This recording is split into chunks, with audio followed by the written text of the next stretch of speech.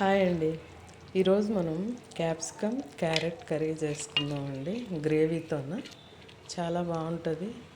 ఇది జొన్న రొట్టెల్లోకి, చపాతీల్లోకి, రైస్లోకి, పులావ్లోకి వీటన్నిటిలోకి చాలా బాగుంటుంది. ఎవరైనా సరే ఒకసారి ట్రై చేయండి. చాలా ఈజీగా తొందరగా అయిపోతుందండి. ఒక 3 క్యాప్సికమ్ తీసుకుంటే సరిపోతుందండి. కడాయి పెట్టేసి దాంట్లో 2 గరిటెలు ఆయిల్ వేగాక మనము క్యాప్సికమ్ ముక్కల్ని వేసి వేయించుకోవాలి. క్యాప్సికమ్ ముక్కలు మాత్రం మరీ చిన్నగా కట్ చేయకండి. 1 ఇంచ్ ఉంటే బాగుంటుంది. ఎందుకంటే అది వేగాక ఇంకా చిన్నగా అయిపోతాయి కాబట్టి కొంచెం సైజ్ తగ్గుతుంది. మరీ చిన్న ముక్కలు బాగోవు. కొంచెం కనిపిస్తూ ఉంటే తినేటప్పుడు కూడా దాని రుచి తెలుస్తుంది అనమాట. ఈ వేయించేటప్పుడు కూడా ఈ క్యాప్సికమ్కు కొంచెం సాల్ట్ వేసి వేయించుకోండి. క్యాప్సికమ్ కూడా కొంచెం కండగా ఉంటాయి కదా, వాటినే తెచ్చుకోండి. అవి బాగుంటాయి, రుచిగా కూడా ఉంటాయి. అంటే మరి పతలాగా ఉన్నవి తెచ్చుకోకండి, అవి చిన్నగా ఉండి.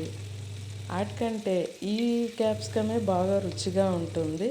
ఇలా 50% మనము క్యాప్సికమ్ వేయించుకున్నాక తీసి ఒక ప్లేట్లో పెట్టేసుకోవాలండి. చూడండి, అలా పెట్టేసుకోండి. అవి కొంచెం చల్లబడతాయి కూడా. తర్వాత అదే నూనెలోన మనము క్యారెట్ ముక్కలు కూడా వేసి వేయించుకోవాలి.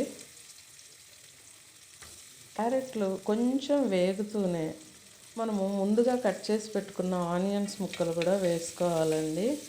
నేను ఇక్కడ 4 క్యారెట్లు తీసుకున్నానండి, మీడియం సైజువి. తర్వాత 2 పెద్ద ఆనియన్స్ అండి, అలా చిన్నగా కట్ చేసుకొని ఆనియన్ ముక్కలు కూడా వేసేసాను. వాటన్నిటిని బాగా వేయించుకోవాలండి. కొంచెం పసుపు కూడా వేసేసుకొని వేయించుకొని కొంచెం సాల్ట్ కూడా వేయండి. సాల్ట్ వేయమన్నానని చెప్పి ఎక్కువ వేయకండి, కొంచెమే వేయండి. ఎందుకంటే ఆనియన్స్కి బాగా త్వరగా వేగుతుందనమాట. తర్వాత ఒక 1/2 స్పూను అల్లం వెల్లుల్లి పేస్ట్ కూడా వేసి వేయించుకోవాలి.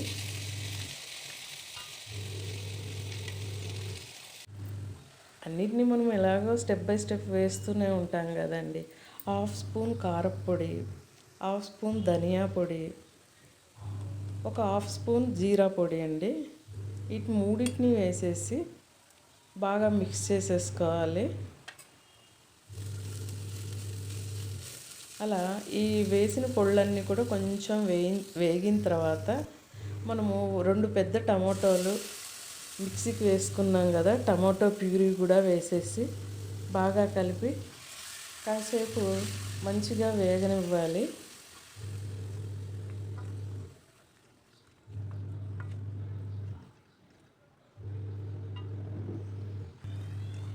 ఇదంతా మనం వేసినవన్నీ కొంచెం ఉడికినట్టు అయిపోయి వేగిపోయిన తర్వాత చివరిగా గరం మసాలా అండి, ఒక 1/2 స్పూన్. గరం మసాలా కొంచెం వేసుకుంటేనే రుచి బాగుంటుందండి.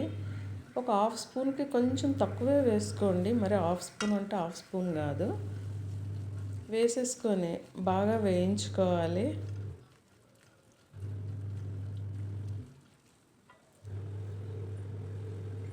ఇప్పుడు పెరుగు వేసుకోవాలండి.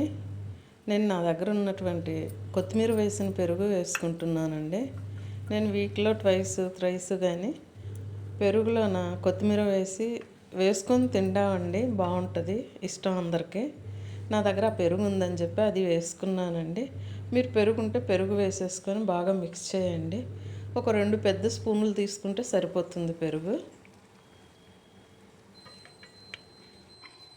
అంతటినీ బాగా మిక్స్ చేసుకున్న తర్వాత పల్లీ పొడి వేసుకోండి. 2 స్పూన్లు పల్లీల పొడి వేసుకుంటే సరిపోతుందండి. ఎందుకంటే మనకున్న క్వాంటిటీకి 2 స్పూన్లు సరిపోతుంది. మీరు కొంచెం తక్కువ క్వాంటిటీ చేసుకుంటే 1 స్పూనే వేసుకోండి. వేసుకొని దాంట్లో వాటర్ కూడా సరిపోతుందో లేదో చూసుకొని వీలైతే కొంచెం వేసుకోండి. లేదు సరిపోయింది అనుకుంటే అలా కింద అడగంటకుండా అలా కలిపేసి తర్వాత మనం ముందు వేయించి పెట్టుకున్న క్యాప్సికమ్ ముక్కలు కూడా వేసేయాలండి. క్యాప్సికమ్ ముక్కలు చివరిలోనే వేసుకోవాలండి. మనం వేసిన కర్రీ అంతా కూడా పైన ఆయిల్ కనిపిస్తూ ఉన్నప్పుడు ఈ క్యాప్సికమ్ ముక్కలు వేసేసుకొని సాల్ట్ సరిపోయిందో లేదో చూసుకోవడమే. ఇక క్యాప్సికమ్ ముక్కలు వేశాక మూత పెట్టకూడదండి. అలా కాసేపు సిమ్లో ఉంచేసి ఒక 2 నిమిషాలు మధ్యలో కదుపుతూ అయిపోతుందండి. మనకు కూర రెడీ అయిపోయింది. నేను ఇక్కడ చపాతీలోకే చేశానండి ఈ కర్రీని. కానీ చాలా టేస్టీగా ఉంటుందండి. అందరూ ఒకసారి ట్రై చేయండి. కొంచెం పెద్ద ముక్కలే కట్ చేసుకున్నాలండి, మాకు చాలా ఇష్టమని. ఒకసారి ట్రై చేయండి అందరూ.